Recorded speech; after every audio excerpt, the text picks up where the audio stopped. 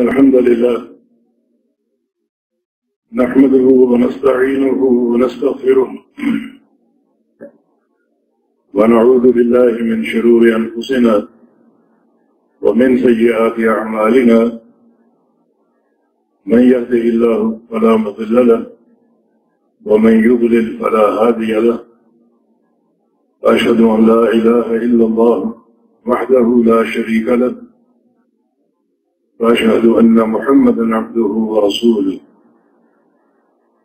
يا أيها الذين آمنوا اتقوا الله حق تقاته ولا تموتن إلا وأنتم مسلمون يا أيها الناس اتقوا ربكم الذي خلقكم من نفس واحدة وخلق منها زوجها وبث منهما رجالا كثيرا ونساء فاتقوا الله الذي تساءلون به والأرحام إن الله كان عليكم رقيبا يا أيها الذين آمنوا اتقوا الله وقولوا قولا سديدا يصلح لكم أعمالكم ويغفر لكم ذنوبكم ومن يطع الله ورسوله فقد فاز فوزا عظيما أما بعد فإن أحسن الحديث كتاب الله وأحسن الهدي هدي محمد صلى الله عليه وسلم وشر الأمور محدثاتها وكل محدثة بدعة وكل بدعة ضلالة وكل ضلالة في النار من يطع الله ورسوله فقد رشد واهتدى ومن يعص الله ورسوله فقد ضل وغوى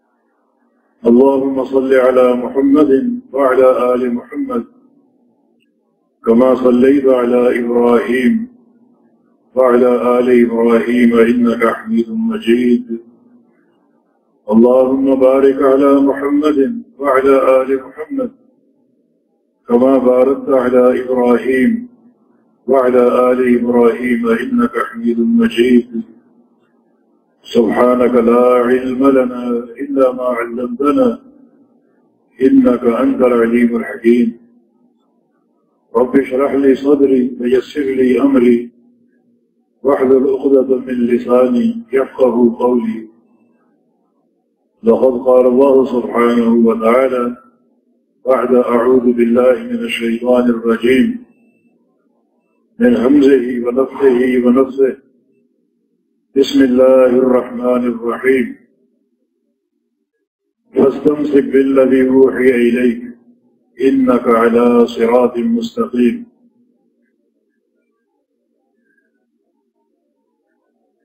ان دنوں میں بارش کی پیش گوئی ہے کل بھی تقریباً سارا دن اور رات بارش ہوتی رہی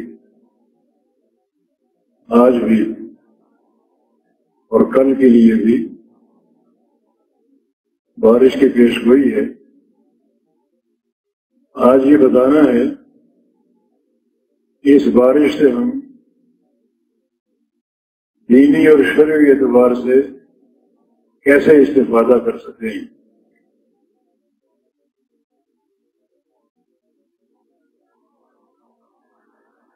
سب سے پہلا نقطہ یہ ہے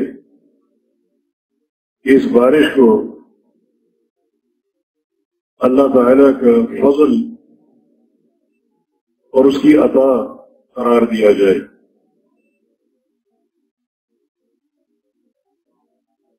اللہ تعالیٰ کی اس نعمت کا بار بار ذکر کیا جائے اور اس کے فضل کا اظہار کیا جائے صلح حدیبیہ کے سفر میں رسول کریم صلی اللہ علیہ وسلم اور صحابہ کرام نے ایک مقام پر پڑاؤ ڈالا تھا اور رات کو بارش برسی اور صبح فجر کی نماز کے بعد رسول اللہ علیہ وسلم نے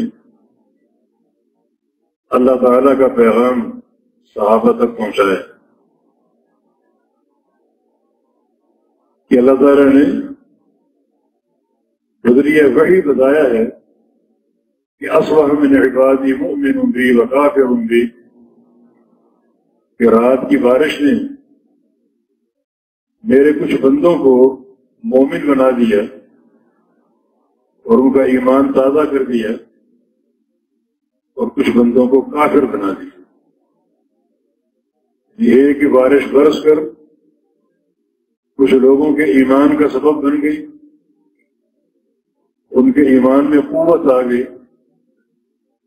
تازگی، بہار اور نکھار پیدا ہو گیا، اور کچھ بندے اسی بارش کی بنا پر کافر ہو گئے۔ تو معاملہ اسلام اور کفر کا بن گیا بارش کے نتیجے میں۔ جب صحابہ نے اس کی تفصیل معلوم کی، رسول اللہ صلی اللہ علیہ وسلم نے ارشاد فرمایا، اما من قال مطرنا بفضل اللہ فهو مؤمن بی وکافر بالکواکب، واما من قال مطرنا بالنوء کذا فهو مؤمن بالکواکب وکافر بی۔ جنہوں نے اس بارش کو دیکھ کر کہا کہ یہ بارش ہم اللہ کے فضل سے دیے گئے ہیں، یہ اس کا انعام ہے، اس کی رحمت ہے، اسی کی دین ہے اور اسی کا فضل ہے، تو اس ایک ہی جملے نے ان کے ایمان کو تازہ کر دیا، ان کے ایمان کو اور قوی اور مضبوط کر دیا۔ اس ایک ہی جملے سے وہ اللہ تعالیٰ کے رضا کے خزانے سمیٹنے میں کامیاب ہو گئے۔ اور کچھ لوگوں نے دور جاہلیت کے عقیدے کی بات کی کہ رات ہم نے فلاں ستارہ دیکھا تھا، وہ جب بھی نمودار ہوتا ہے تو بارش برستی۔ وہ کہنا یہ چاہ رہے ہیں کہ اس بارش کے برسنے میں اس ستارے کی تاثیر ہے۔ انہوں نے اللہ کے فضل کا ذکر نہیں کیا۔ فرمایا کہ اس ایک ہی جملے سے یہ لوگ اللہ فرما رہے ہیں کہ میرے ساتھ کفر کر بیٹھے، اور ان کا تمام تر ایمان جو ہے وہ ستارے کی تاثیر پر قائم ہوگی، جو کہ کفر۔ تو ہمیں کیا کرنا چاہیے؟ جب بھی بارش دیکھیں، اس کا برسنا دیکھیں، تو اللہ تعالیٰ ہی کے فضل کا ذکر کریں، اور ساتھ یہ عقیدہ بنا لیں کہ جو بھی آسمانوں اور زمینوں میں تبدیلی رونما ہوتی ہے، تغیر پیدا ہوتا ہے، وہ سب اللہ کے امر سے ہے۔ اس میں کسی دوسری شے کی کوئی تاثیر نہیں۔ اس کی مثال دیتا ہوں، جب نبی علیہ السلام کا بیٹا ابراہیم فوت ہوا، اور یہ بیٹا تمام بیٹوں کی بنسبت بڑی عمر میں فوت ہوا، تقریباً 1.5 سال کی عمر۔ رسول کریم صلی اللہ علیہ وسلم کو بڑا صدمہ ظاہر ہوا، وہ آپ کی جھولی میں دم توڑ رہا تھا، وہ آپ کی زبان پر یہ الفاظ تھے کہ ان القلب یحزن ان العین تدمع والقلب یحزن وما نقول الا ما یرضی ربنا وَإِنَّا بِفِرَاقِكَ يَا إِبْرَاهِيمُ لَمَحْزُونُونَ، آنکھوں میں آنسو ہیں اور دل بڑا حزین اور غمگین ہے، لیکن زبان سے ہم وہی الفاظ ادا کریں گے جن میں پروردگار کی رضا ہے۔ کوئی ایسا جملہ نہیں کہیں گے جو اللہ کو ناراض کرے۔ لیکن میرے بیٹے ابراہیم، تیری جدائی کا صدمہ بہت ہے، اور واقعی صدمہ تھا، اور سارے صحابہ بھی بڑے ملول اور بڑے حزین تھے۔ نبی علیہ السلام کی پریشانی صحابہ سے برداشت نہیں ہوتی تھی، اس لیے جب رسول اللہ صلی اللہ علیہ وسلم نے ایک دن جمعے کا خطبہ ارشاد فرماتے ہوئے سیدنا حسن کو اٹھا لیا، چھوٹے بچے تھے وہ، اور اپنے گھٹنوں کے بل چلتے چلتے مسجد میں آ گئے۔ بڑا آپ کو پیار ہے، آپ ممبر سے اترے اور اسے اپنی گود میں لے لیا اور فرمایا کہ ان ابنی ھذا سید وسوف یصلح اللہ به بین طائفتین عظیمتین من المؤمنین، میرا یہ بیٹا سردار ہوگا اور اللہ اس کے ذریعے ان قریب مسلمانوں کی دو جماعتوں میں صلح کرے گا۔ یہ آپ کی پیش گوئی تھی۔ صحابہ نے اس حدیث سے ایک تو اس کا ظاہر ہے کہ حسن صلح کرائیں گے دو جماعتوں کے بیچ اور اختلاف ختم کریں گے، مگر صحابہ نے ایک نقطہ اور اس سے لیا کہ یہ بیٹا بڑا ہوگا تبھی تو دو جماعتوں کے بیچ صلح کا کردار ادا کرے گا۔ نبی اسلام کے سارے بیٹے پیدا ہوتے ہی کچھ عرصے بعد فوت ہو گئے اور آپ کو غمگین کر کے بڑا صدمہ آپ کو لاحق ہوا، مگر یہ حسن آپ کا نواسا یہ بچپن میں جدائی کا داغ نہیں دے گا، بڑا ہوگا، اس قابل ہوگا کہ دو جماعتوں کے بیچ میں صلح کا کردار ادا کر سکے۔ اور پھر تاریخ میں یہ بات ثابت کی، 40 ہجری کے واقعات میں صلح کا یہ سارا پروگرام دنیا نے دیکھا۔ جناب حسن رضی اللہ عنہ جن کی اہل مدینہ نے بیعت کر لی تھی، سیدنا علی کی شہادت کے بعد، اور اہل شام نے امیر معاویہ کی بیعت کی رضی اللہ تعالیٰ عنہ، اور ایک اختلاف کی چنگاری بڑک رہی تھی، جناب حسن نے اپنی امارت سے تنازل اختیار کر لیا اور امیر معاویہ کے حق میں بیٹھ گئے۔ یوں ایک فتنے کا سدباب کیا آپ نے، اور اللہ کے پیارے پیغمبر کی پیش گوئی پوری ہوئی۔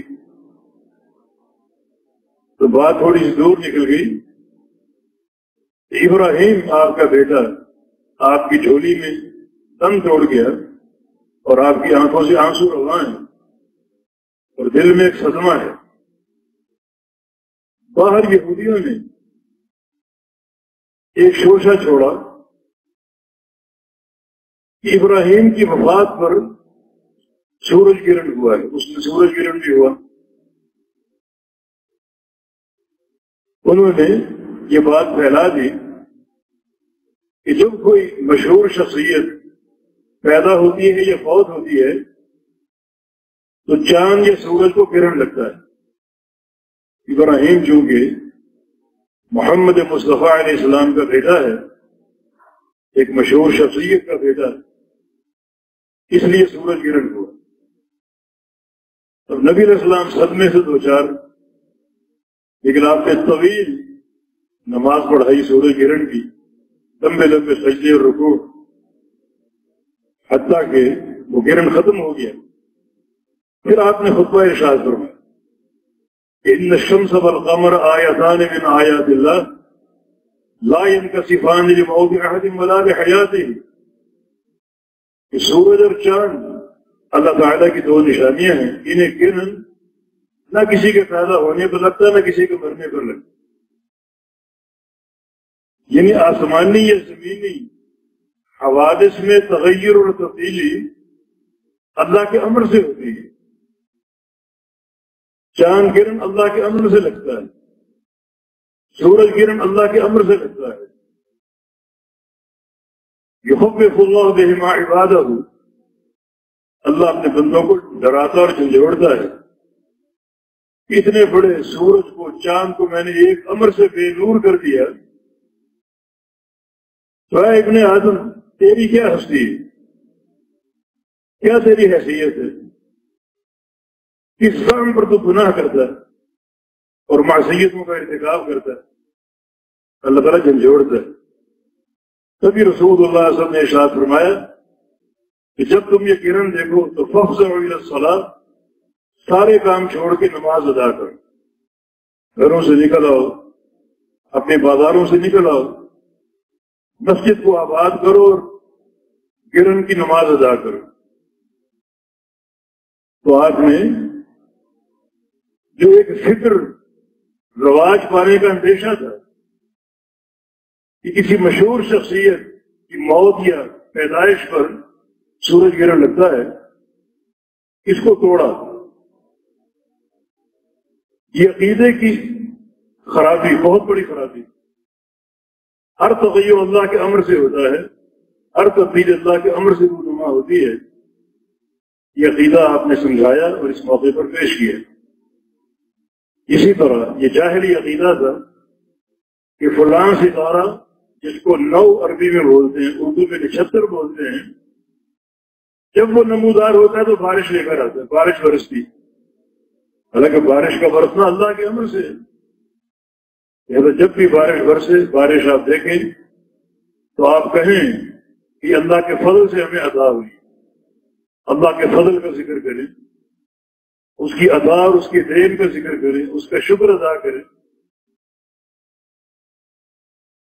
اور ساتھ ساتھ یہ بات رکھیں، یاد رکھیں کہ اللہ تعالیٰ کے فضل کو یاد کرنے کا جو موقع آپ کے سامنے آئے اسے ضائع نہ کریں۔ کوئی کامیابی ملے اس کو اللہ کا فضل کہو، کوئی نعمت ملے اس کو اللہ کا فضل قرار دو اور اس کا بار بار اظہار کرو، اسی کے لیے ساری حمد و ثنا ہے، تو اس پر راضی ہوتا ہے۔ نبی علیہ السلام کی ایک حدیث ہے کہ ان اللہ یرضى عن العبد اذا اکل اکلۃ فحمد اللہ او شرب شربۃ فحمد اللہ۔ اللہ اس بندے سے بہت راضی ہوتا ہے جو ایک لقمہ کھاتا ہے اور الحمدللہ کہتا ہے، اور ایک گھونٹ پانی کا پیتا ہے اور الحمدللہ کہتا ہے۔ یہ الحمدللہ کہنے میں یہ بات پہ نہاں ہے کہ وہ پانی کے اس گھونٹ کو اور کھانے کے اس لقمے کو اللہ کا فضل قرار دے رہے۔ اللہ اسی بات پر راضی ہو جاتا ہے، ایک گھونٹ پانی کے پینے پر اللہ کا شکر ادا کر اللہ راضی ہو جاتا، ایک لقمہ کھانے پر الحمدللہ کہ اللہ راضی ہو جاتا۔ یہ بارش تو بہت بڑی نعمت ہے، بڑی نعمتوں کے پیدا ہونے کا سبب ہے۔ شریعت نے بارش کو ایک بڑی نعمت قرار دی ہے، جس کی ایک دلیل نبی علیہ السلام کی حدیث حد یقام فی الارض خیر لهم من ان ينظروا 40 صباحا، اسی زمین پر ایک حد قائم کر دی جائے، ایک حد، یہ ایک چور کا ہاتھ کاٹ دیا جائے، یہ ایک زانی کو سنسار کر دیا جائے، یہ ایک شرابی کی پشت پر کوڑے مار دی، یہ شرعی حدود ہے۔ ریاست مدینہ کا نظام ہے، ریاست مدینہ کا نام تو بہت لیتے ہیں مگر حدود اللہ سے کوسوں دور ہے، بلکہ ریاست مدینہ کے چمپئن ان حدود کو ظلم قرار دیتے ہیں۔ عجیب تماشا ہے۔ فرمایا کہ ایک حد جس زمین پر قائم کر دی جائے، اللہ اتنا راضی ہوتا ہے کہ اس قوم کو نوازتا ہے۔ کتنا نوازتا ہے؟ 40 دن پوری زمین پر رحمت کی بارش ہو تو اس بارش سے کیا کیا فائدے حاصل ہوں گے۔ زمین کتنا زیور آپ کو دے گی، کتنے باغات آپ کو ملیں گے، کتنی فصلیں آپ کی شاداب ہوں گی۔ 40 دن کی بارش کے نتیجے میں جو رحمتیں اور برکتیں آپ کو حاصل ہوں گی، اللہ اس سے بڑھ کر اس قوم کو عطا کرے گا جو ایک حد قائم کر دے۔ یہ حدیث ہمیں یہ بات سمجھاتی ہے کہ بارش اللہ تعالیٰ کی رحمت ہے اور بار بار اس کے فضل کا اظہار ہونا چاہیے۔ میں بتا رہا تھا کہ جو موقع آپ کو ملے اس کے فضل کے اظہار کا، اس کو کھونے کی کوشش مت کرو۔ ہم کھو دیتے ہیں۔ مثلا ایک جملہ یہ ہے، اگر ہمیں کوئی کامیابی ملتی ہے یا ہمیں کوئی کاروباری نفع ہوتا ہے، مبارکباد دی جاتی، مبارک ہو آپ کو، فلاں نفع ہوا، فلاں کامیابی ملی۔ ہم کیا کہتے ہیں؟ آپ کی دعا، کہ آپ کی دعا سے۔ یہ جملہ غلط ہے، مت استعمال کرو اس کو، جھوٹ بھی ہو سکتا ہے۔ آپ کو پتہ ہے کہ اللہ نے جو چیز آپ کو دی اس کی دعا سے دی؟ بہت سی گاڑیوں کے پیچھے لکھا ہوتا ہے یہ میری ماں کی دعا ہے، جھوٹ ہے یہ۔ کہ آپ کو معلوم ہے کہ گاڑی آپ کو ماں کی دعا سے ملی؟ نہیں، یہ موقع ہیں اللہ کے فضل کے اظہار کے۔ کوئی کامیابی ملے، کوئی نعمت حاصل کی، اللہ کا فضل، اس کی دین، اس کی عطا ہے۔ یعنی ایک اہم موقع کو آپ برباد کر دیتے ہیں ایسے جملے پر کہ جھوٹ بھی ہو سکتا ہے، غلط بھی ہو سکتا ہے۔ تو اللہ تعالیٰ کے فضل کے اظہار کا جو موقع آپ کو ملے اس کو کھونے کی کوشش مت کرو، اس سے پوری طرح استفادہ کرنے کی کوشش کرو کہ پروردگار کی رضا کا باعث ہوگا اور اس کی محبتوں کا باعث ہوگا کہ میرے بندے نے میرے فضل کا ذکر کیا، میری نعمت کو میری طرف منسوخ کر دیا۔ اس سے نعمتیں اور بڑھتی ہیں۔ ضرب اللہ مثلا قریۃ کانت آمنۃ مطمئنہ یأتیہا رزقها رغدا من کل مکان فکفرت بانعم اللہ۔ ایک بستی کا ذکر ہے یہاں پہ۔ وہ بستی اللہ تعالیٰ کی نعمتوں سے مالا مال تھی، ہر جگہ سے روزی پہنچ رہی تھی، ایکسپورٹ امپورٹ بڑی قوی تھی، بڑی منفعت کے سودے کر رہی تھی، مالا مال تھی اللہ کے فضل سے۔ لیکن فکفرت بانعم اللہ، وہ اللہ کی نعمتوں کے ساتھ کفر کر بیٹھی۔ کفر کیا ہے؟ نعمت اللہ کی ہے، منسوب غیر اللہ کی طرف کر دیا۔ بیٹا اللہ نے دیا ہے اور نام کیا؟ حضور بخش پیرا دیتا، کہ اللہ کی نعمت کو غیر اللہ کی طرف منسوب کر دے۔ فرمایا کہ اللہ تعالیٰ نے اس قوم کو دو لباس پہنا دی، فَأَذَاقَهَا اللَّهُ لِبَاسَ الْجُوعِ وَالْخَوْفِ۔ اس قوم پر بھوک مسلط کر دی، فاقے مسلط کر دیے۔ جو قوم مالا مال تھی اللہ کی نعمتوں سے، عزت کی فراوانی تھی، اللہ نے اس قوم کو تلاش کر دی۔ دوسرا لباس خوف کا لباس، ہر طرف سے خوف مسلط ہو گیا، ڈر مسلط ہو گیا، اندیشوں میں گھر گئی وہ قوم، نعمتیں سلب ہو گئی، سلامتی چھن گئی، امن مفقود ہو گیا، اور وہ قوم رزق کے دانے دانے کو ترسنے لگی صرف ناشکری کے عمل کی بنا۔ میرے دوستوں اور بھائیوں، عقیدہ توحید، اللہ تعالیٰ کی رضا اور اس کے انعامات کو حاصل کرنے کی سب سے بڑی بنیاد، سب سے بڑی بنیاد۔ فَلْيَعْبُدُوا رَبَّ هَٰذَا الْبَيْتِ الَّذِي أَطْعَمَهُم مِّن جُوعٍ وَآمَنَهُم مِّنْ خَوْفٍ۔ اس گھر کے رب کی عبادت کر لو، یہ خانہ کعبہ جو ہے، جو اس کا رب ہے، اس کی عبادت کر لو۔ تمہیں جب بھی بھوک لگے گی کھانا ملے گا، اور جب بھی تم پر خوف آئے گا امن مل جائے گا۔ تمہارے دو ہی مطالبے ہیں، تم کو امن چاہیے، سلامتی چاہیے، جان کی سلامتی، مال کی سلامتی، اور وقت پڑنے پر تمہیں کھانا چاہیے، دونوں چیزیں ملیں گی۔ تم نے کیا کرنا؟ اس گھر کے رب کی عبادت کرنی۔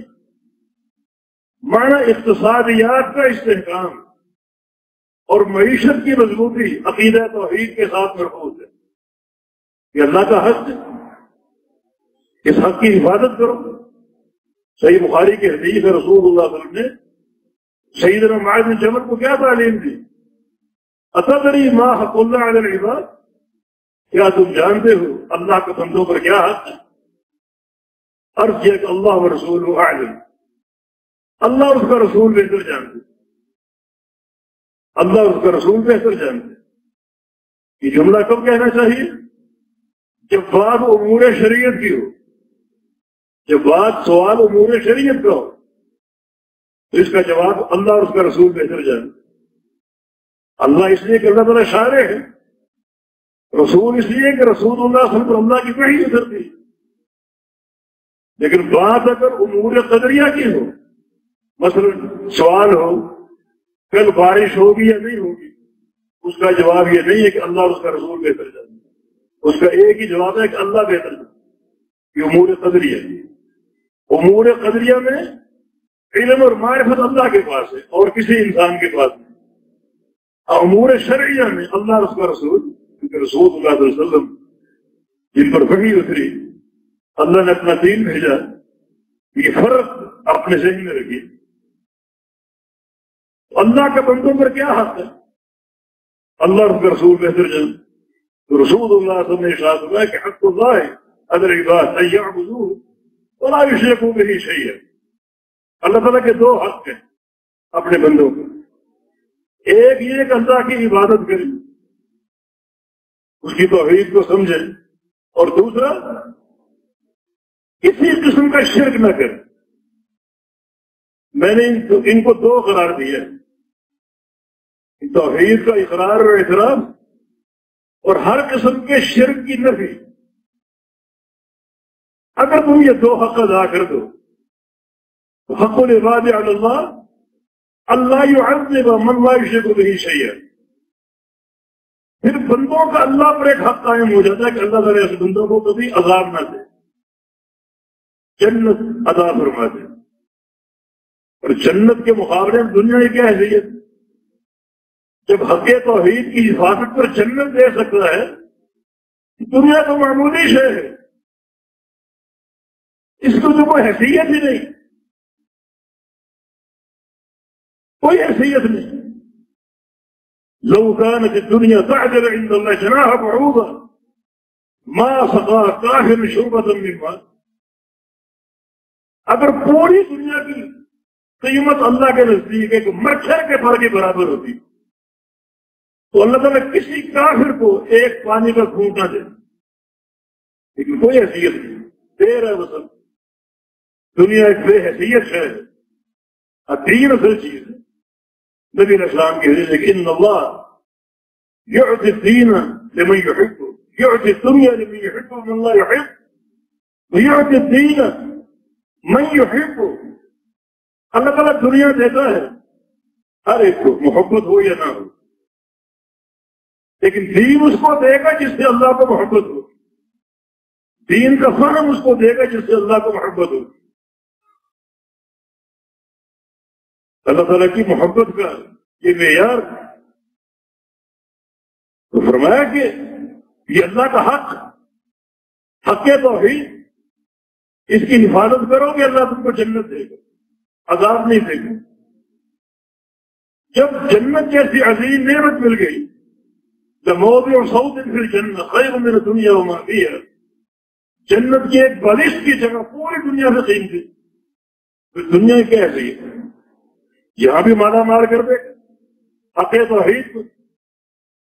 یہ شکر ادا کرنا اور اس کی نعمت کو اسی کی طرف منسوخ کر دینا، یہ ایک ایسا حق توحید ہے جو اللہ کی رضا کا باعث، اور اللہ کی نعمتوں پر چن چن کر غیر اللہ کے نام الاٹ کرو گے، یہ پرلے درجے کا شرک اور نحوست ہے۔ برکتیں چھن جائے گی، نعمتیں چھن جائیں گی، تلاش ہو جاؤ گے، بچہ بچہ مقروض ہو جائے گا، قدم قدم پر درگاہیں، ان کے طواف ہو رہے، مجاورتیں ہو رہی، سجدے ہو رہے۔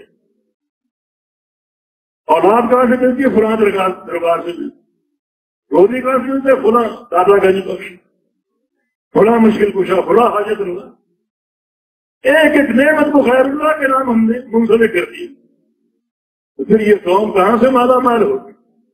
اے قوم، تو حق توحید کو سمجھ لیں اور اللہ کے پیارے پیغمبر صلی اللہ علیہ وسلم کہ حق اطاعت کو پہچان لے، تجھ پر آسمان سے سونے کی بارش ہو۔ اللہ تعالیٰ بارشیں دے رہے ہیں، حالانکہ اس کے مستحق نہیں ہے۔ نبی علیہ السلام کی حدیث ہے لَوْلَا الْبَهَائِمُ لَمَا تُمْطَرُ، اللہ تعالیٰ بعض انسانوں کو بارش دیتا ہے اس لیے کہ زمین پر جانور موجود ہیں، وہ کہاں سے پیئیں گے، کہاں سے کھائیں گے؟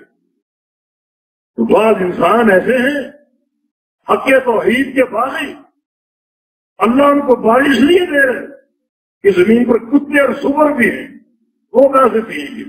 تو کتوں اور سوروں کی خاطر تمہیں بھی مل جاتے، ورنہ اس قابل نہیں ہے۔ جو اللہ کی غیرت کو دلکارتے ہو شرک کر کے، حق توحید سے بغاوت اختیار کر کے، اس قابل نہیں کہ تم کو بارش دی۔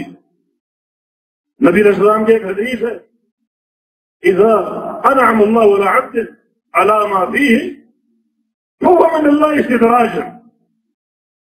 شیخ البانی نے اس کو صحیح کہا، اللہ تعالیٰ اگر بندے کو نعمت دیتا ہے، اس کی نافرمانی کے باوجود، اس کے شرک کے باوجود، بدعت کے ارتکاب کے باوجود، اس کے گناہوں کے باوجود، وہ اترانے کی کوشش نہ کرے، خوش ہونے کی کوشش نہ کرے کہ میں گناہ بھی کر رہا ہوں، شرابیں بھی پیتا ہوں اور میری انڈسٹری بھی نفع میں ہے، روزانہ پروفٹ آ رہا ہے، گرینڈ پیرنٹس پڑھ رہے ہیں، شرابیں بھی پی رہا ہوں، معصیت بھی کر رہا ہوں، گناہ کر رہا ہوں، بدعت کا مرتکب ہوں، شرک کا مرتکب ہوں، خوش نہ ہو، وہ اللہ کی طرف سے ڈھیل ہے۔ ڈھیل ہے، یہ بڑا خطرناک اقدام ہے۔ اللہ کہتا ہے کہ یہ بندہ اور گناہ کرے، اس کو ایک ہی دفعہ پکڑو اور شدید ترین عذاب دو، یومئذ لا یعذب عذابہ احد ولا یوثق وثاقہ احد۔ پھر پکڑوں گا اس کو، پھر ایسے عذاب میں چھوڑ دوں گا کہ وہ عذاب ناقابل برداشت ہوگا۔ تو بندہ اگر نیکیاں کرتا ہے وہ نعمت کا مستحق ہے، لیکن گناہ کرنے والے کو اگر نعمت ملتی، رزق ملتا ہے، کاروبار بحال ہے، فیکٹریاں لگ رہی ہیں، تو سمجھو اللہ نے ڈھیل دے رکھی کہ میں تو نافرمان ہوں اس کا، چن چن کا گناہ کرتا ہوں، چن چن کے اس کی نعمتوں کو غیر اللہ کے نام لگا رہا ہوں، اور میرے کاروبار خوب پھیل رہے ہیں، پھل رہے ہیں۔ اس پر خوش نہ ہو، اس پر وہ روئے، اس پر پریشان ہو کہ مجھے کیوں مل رہی ہے، مانا اللہ مجھے ڈھیل دے رہا ہے۔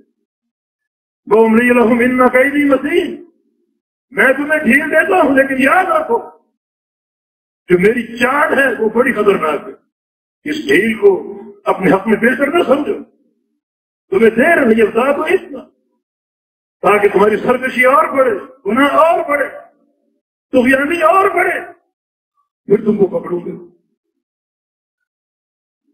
تو اس نقطے کو ہم نے تفصیل سے عرض کر دیا کہ بارشوں کا موسم ہے، اس کو اللہ کا فضل قرار دو، کسی کی دین ہے، اللہ کی دین ہے، ہر نعمت اللہ کی عطا ہے، اللہ کی طرف سے آتی ہے۔ دوسرا ایک اور اسلوب، ایک اور امر بارشوں سے مستفید ہونے کا، شرعی استفادے کا، بارشوں میں دعا کرو۔ رسول اللہ صلی اللہ علیہ وسلم کی حدیث ہے، انسان ذات وطن، مصدر حاکم کی روایت ہے، دو دعائیں رد نہیں ہوتی، دو دعائیں رد نہیں ہوتی، اللہ قبول کرتا ہے۔ الدعاء عند النداء، اذان کے بعد دعا، اذان کے بعد دعا، والدعاء تحت المطر، اور بارش کے نیچے دعا، بارش برس رہی آپ کھڑے ہوں اور دعا کریں۔ بارش میں نہانا، جسم کو بھگونا، کپڑوں کو بھگونا اللہ کے پیغمبر کی سنت ہے۔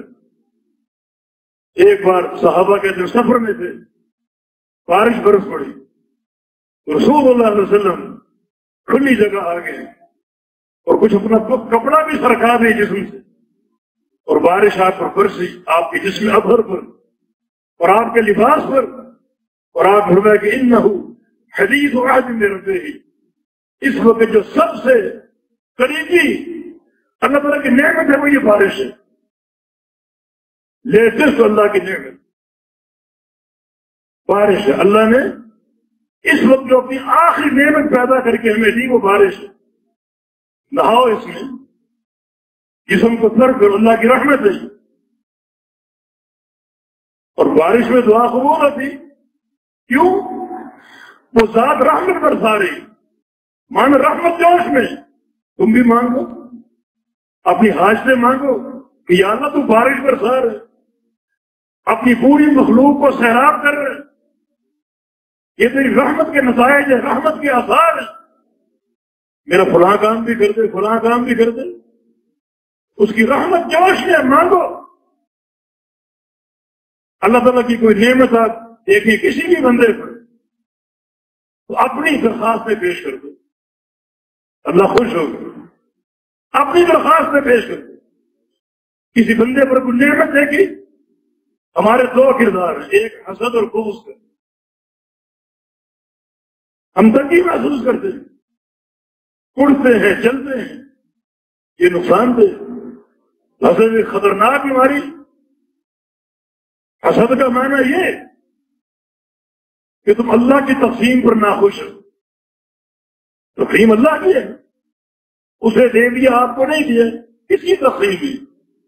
اللہ کی تقسیم پر ناخوش ہو۔ اور حسد کا دوسرا معنی یہ ہوگا کہ اللہ کی تقدیر کا فیصلہ ہے، تم تقدیر کا انکار کرنا چاہتے ہو۔ حسد ایک بڑا خطرناک مرض ہے۔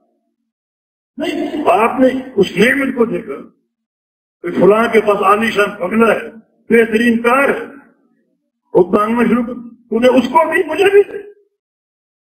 کسی کی نعمت دیکھ کر طلب کرنا یہ قبولیت کا باعث ہے۔ بارش ایک نعمت ہے، آپ اپنی دعائیں مانگیں، اللہ تعالیٰ قبول کرے گا۔ حدیث موجود ہے، پھر اللہ کے پیغمبر کا فرمان، یہ اللہ تعالیٰ کی طرف سے ایک لیٹسٹ نعمت ہے، اور نعمتیں مانگو۔ رحمت الہی جوش میں وہ عطا فرما ہے، بارش برسا ہے، تم اور طلب کرو اور مانگو۔ اس کی ایک مثال آپ کو دوں، سیدنا زکریا علیہ السلام ایک بیٹے کی دعا کرتے ہیں، یا اللہ بیٹا دے دے، بیٹا قبول نہیں ہو رہی، یہ اللہ کی مرضی ہے نا، نبی کیوں نہ؟ آخری پاور اللہ کے پاس، قبول کرنا یہ نہ کرنا۔ اور بعض تفسیر روایتوں کے مطابق 120 سال گزرے، اللہ نے قبول نہیں کیا۔ بیٹا کیوں مانگ رہے تھے؟ کچھ ذاتی انسیت کے لیے نہیں، بلکہ یارے سے من آل یعقوب، بیٹا اس لیے مانگ رہا ہوں کہ میرے بعد میرے توحید کے مشن کا وارث ہو، توحید کا کام کون کرے، اس مشن کا وارث ہو۔ دعا قبول نہیں ہو رہی، 120 سال گزر گئے۔ یہ تفسیری روایت ہے۔ مریم کے پاس گئے، مریم علیہ السلام کے پاس، جن کی کفالت ان کے ذمہ تھی۔ دیکھا کہ مریم کے سامنے تازہ پھل پڑے ہوئے، نہ ان پھلوں کا موسم، نہ منڈیوں میں پھل موجود ہیں۔ انا لکی ھذا، مریم نے کہاں سے؟ قالت هو من عند اللہ، اللہ کی طرف سے۔ یہ تو ہے اللہ کی نعمت کو اللہ کی طرف منسوخ کر۔ زکریا علیہ السلام وہیں شروع ہو گئے، یا اللہ تو نے مریم کو پھل دے دیے اور بے موسم پھل دیے، اولاد کا موسم میرا بھی نہیں، بڑھاپا آ چکا ہے، بیوی پانچ ہے، لیکن تو موسموں کا محتاج نہیں، مجھے بیٹا عطا فرما دے۔ ایک نعمت دیکھی جو اللہ نے عطا کی ہے، اس نعمت کو دیکھ کر اپنی دعائیں یاد آ گئی، اپنی درخواستیں یاد آ گئی۔ فنادته الملائکہ وهو قائم یصلی فی المحراب، دعائیں جاری ہیں، فرشتہ پہنچ گیا خوشخبری لے کے، ان اللہ یبشرک بیحییٰ، زکریا اللہ تمہیں بشارت دے رہا ہے یحییٰ علیہ السلام بیٹا، اس کا نام بھی اللہ نے رکھا۔ لیکن کسی کی نعمت دیکھی، اپنی درخواستیں یاد آ گئی، مجھے بھی عطا فرما، مجھے بھی عطا فرما۔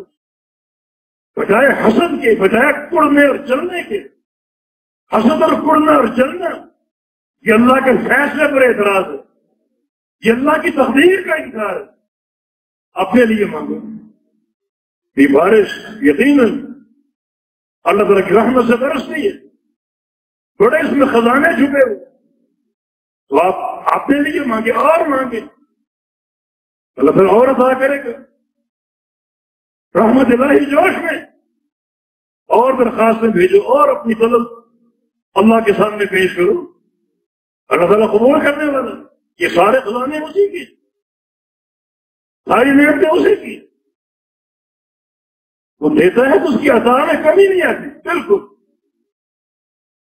یا عبادی لو ان اولکم وآخرکم وانسکم وجنکم کانوا فی صعید واحد ثم سألونی، میرے بندو اگر تم سب کے سب آ جاؤ، انسان بھی اور جن بھی، جن انسانوں سے زیادہ ہے، وہ بھی آ جائے، تم بھی آ جائے، جو پیدا ہو کے آج تک مر چکے وہ آج زندہ ہو کر آ جائیں، جنہوں نے قیامت تک پیدا ہونا وہ بھی آج پیدا ہو کر آ جائیں، ایک میدان میں جمع ہو جائیں اور مجھ سے ایک ہی وقت میں مانگے، ایک ہی وقت میں، باری کی ضرورت نہیں، ایک ہی وقت میں، باری باری نہیں، ایک ہی وقت میں مانگے، اپنی زبان میں مانگے، جو آپ کی زبان، اور جو چاہے مانگے، جتنا چاہے مانگے، میں سب کو دیتا جاؤں، جو مانگتے جاؤ دیتا جاؤں، تو سب کو دینے کے بعد میرے جو خزانے ان میں کتنی کمی آئے گی؟ ماں نقد ذالک من عندی الا ما ينقض النسبة من الماء الى مسدار البحر، سوئی سمندر میں ڈبو کر نکال دو، کتنا پانی کم کرے گی؟ اتنی کمی بھی میرے خزانہ میں نہیں ہے۔ مانگو اس سے، مانگو گے خوش ہوگا، اس سے مانگو گے وہ خوش ہوگا، انسانوں سے مانگو گے انسان ناراض ہوں گے، اس کا در ہر وقت کھلا ہے۔ اور یہ عظیم نقطہ ہے توحید، تو بارش میں توحید کی عقیدے کے تعلق سے بے شمار جو ہے وہ فضائل ہیں، بے شمار ایسے امور ہیں جن میں عقیدے کی کتیاں سلجھتی ہیں، اور عقیدے کا جو معنی جو واضح ہوتا ہے، یہ وہ امور ہیں جن امور کو سامنے رکھ کر ہم بارش کے تعلق سے مستفید ہو سکتے ہیں۔ اس میں نہانا باعث رحمت ہے، اور نہاتے میں دعا کرنا قبولیت کا سبب ہے، اس کو اللہ کا فضل قرار دینا نقطہ توحید ہے، اللہ کی رضا اور محبت کا باعث ہے، اور دعائیں مانگنا یہ قبولیت ہے۔ یہ وہ شرعی فوائد ہیں جو بارش کے تعلق سے حاصل ہو سکتے ہیں۔ ایک چھوٹا سا قصہ بیان کر کے بات ختم کرتے ہیں۔ یہ ایک تابعی سے محمد بن منکدر، محدث ہیں، بہت بڑے تابعی، اللہ کی خشی سے رونے والے، جب بھی روتے آنسو بہتے تو آنسوؤں کو پورے چہرے پر مل لیتے۔ یہ تیرے پیغمبر کی حدیث ہے، جہاں تیری خشیت کے آنسو چلے گئے وہاں جہنم کی آگ نہیں چھوئے گی، میرے چہرے کو جہنم سے بچا دے۔ یہ ایک مسجد میں نماز پڑھنے گیا، فجر کی نماز، بلکہ نماز سے قبل چلے گئے، تہجد کا وقت تھا، تہجد ادا کرنا شروع کرنے لگے، پیچھے کسی کی آواز آئی، اندھیرا تھا، تاریکی تھی کہ یا اللہ آج سارے شہر والوں نے بارش کی دعا کی، تیرا حکم نہیں آیا، بارش نہیں برسی، یا اللہ میری درخواست ہے بارش عطا فرما، بارش عطا فرما۔ یہ الفاظ اس کی زبان پر ہیں، بادل برسنے لگے اور چھنا چھن بارش برسنا شروع ہو گئی۔ محمد بن منکدر حیران، یہ کون شخص؟ اللہ تعالیٰ سے کیسی دوستی، کیسی صلح کر رکھی ہے کہ درخواست ابھی زبان پر اور قبولیت آ گئی۔ یہ شخص محبت اور دوستی کے قابل نفل ادا کر رہے ہیں، اس پر بھی لکھا ہے کہ یہ کون، اس کو پہچان لوں تاکہ اس سے دوستی اللہ کی رضا کے لیے کروں۔ اگلی بات سننے والی، حتیٰ کہ فجر کی اذان ہوئی، ابن منکدر فرماتے ہیں کہ اذان سنی، مسجد میں اور وہ تھے، کیوں ہی اذان ہوئی مسجد سے باہر چلے گئے، مسجد سے نکل گئے، اور جب علاقے کے لوگ مسجد میں پہنچے آئے ان کے ساتھ وہ بھی آ گئے۔ تاثر کیا دیا؟ ابھی آ رہا جو رات بھر کر دعائیں کرنا، رونا گر کے رہنا، نوافل کی ادائیگی، اس کا کسی کو احساس نہ ہو، اذان سن کے باہر چلے گئے، اہل محلہ کے ساتھ مسجد میں داخل ہوئے تاکہ رات کا میرا عمل کسی پر ظاہر نہ، کسی پر واضح نہ۔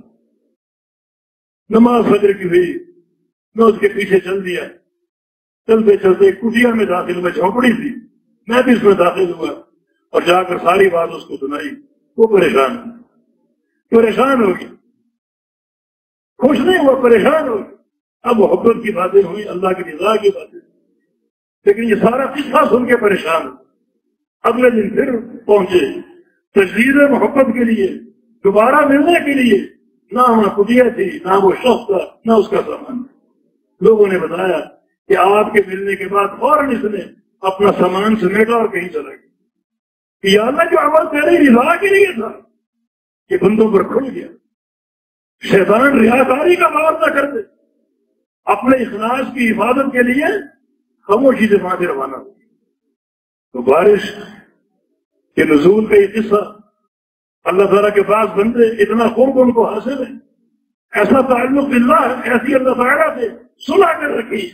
نبی علیہ السلام کی حدیث روپ اشعث اغبر مدفوع بالابواب لو اقسم علی اللہ لابرہ. بعض لوگ سر خاک آلود ہیں، پاؤں گرد و غبار سے اٹیک پڑے، دروازوں پر جائیں تو لوگ دروازے بند کر دیتے ہیں، اندر داخل نہیں ہونے دیتے. اور اللہ تعالیٰ کے ساتھ ان کی ایسی دوستی ہے، ایسی محبت ہے، کبھی اللہ پر قسم کھا لے تو اللہ ان کی قسم کی لاج رکھتا ہے. ایسے وہ مقربین. تو اللہ تعالیٰ دعائیں قبول کرنے کا بس عقیدہ توحید پختہ ہو، صلح اس کے ساتھ مکمل ہو، دوستی پوری ہو. یہ نہیں کہ مطلب کے گناہ کرو اور جو مطلب کے خلاف ان سے توبہ کرتے رہو. ہر گناہ سے توبہ کر کے پوری صلح کر لو، رجوع اللہ کر لو، عقیدے کا فہم حاصل کر لو، توحید کے نقطے سمجھو، ان پر قائم ہو جاؤ. یہ اللہ کی رضا بھی ہے، دعاؤں کی قبولیت بھی ہے، نعمتوں کی بحالی بھی ہے، اور ہر طرح کے امن اور سکون اور سلامتی کی ضمانت بھی ہے. توفیق بإذن اللہ تعالی. اللہ کی رضا کا سوال ہے. اللہ تعالیٰ اس بارش کو جو برسے گی انشاءاللہ اس کو رحمت کی بارش بنا دے. یہ اللہ کی دین اور اس کی فضل ہے، اس کی عطا ہے. اللہ سے نعمتیں عطا فرماتا رہے. جو بھی ہماری ضرورت ہے اللہ تعالیٰ ساری پوری فرما دے. اللہ تعالیٰ ہمیں آخرت میں کامیاب قرار دے دے، اس کی رضا حاصل ہو جائے، اس کی محبت اور رحمت حاصل ہو جائے. یا اللہ ہم تیرے عذاب کے متحمل نہیں ہو سکتے، تیری ناراضگی کے متحمل نہیں ہو سکتے. یا اللہ اپنا فضل عطا فرما دے، اپنی رضا سے ہماری چوریاں بڑھ دے. اقول قولی ھذا واستغفر اللہ لی ولکم واخر دعوانا الحمد للہ رب العالمین.